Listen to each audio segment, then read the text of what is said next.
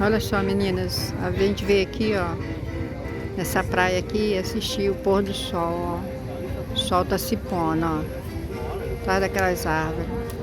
Aí aqui tem vários artistas que vêm se apresentar nos barcos aqui, tocando sanfona, violino. Aí a minha filha, meu neto, tá ali, ó. Aí a gente veio aqui. Olha que lindo. Aí vem várias pessoas aqui, ó. Todo sábado, quando o sol se põe, aí fica esses barcos aqui. Olha que lindo. Lugar aqui. Olha como é que vem bastante gente, ó. Vou mostrar agora que vem, né? Porque minha filha fala que eu falo que eu mostro bastante gente, mas não mostro. Olha o tanto de pessoal. Tem o cheirinho de churros. E olha que lindo. Hoje de manhã eu fui no culto, né? Cheguei em casa. Aí minha filha chamou pra gente vir aqui assistir. Aí viemos.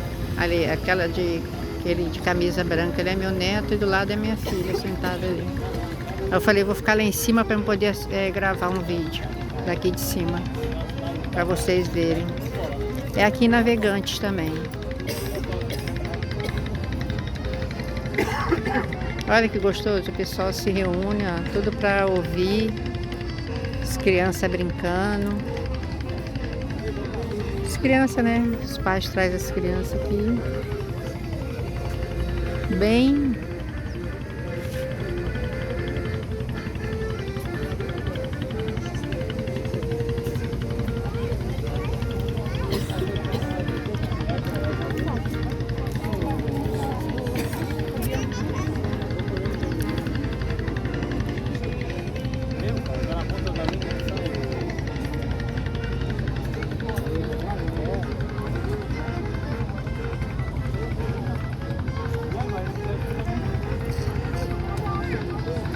Aí cada hora toca um instrumento, né? Diferente.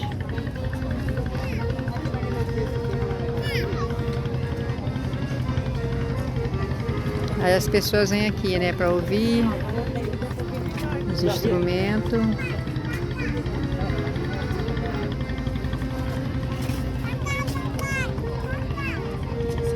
Ali as crianças ali, ó, correndo.